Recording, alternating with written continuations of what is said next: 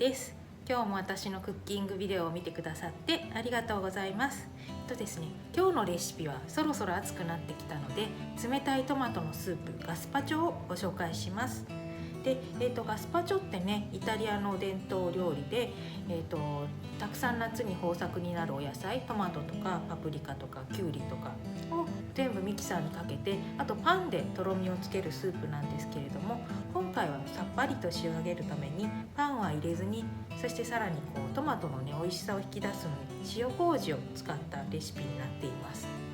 で、野菜全部切ってミキサーでかけて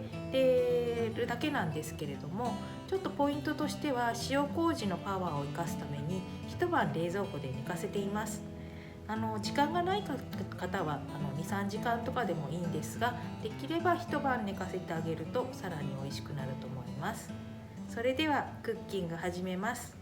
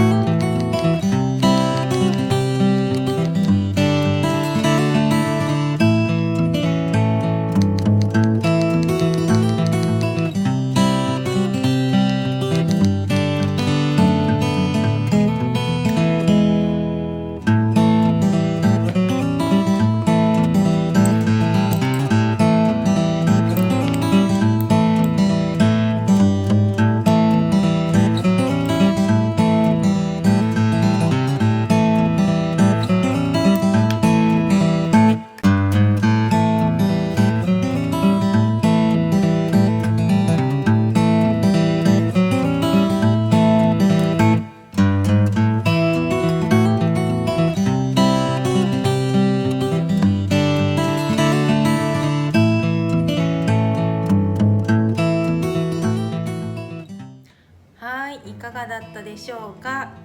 簡単だったと思います。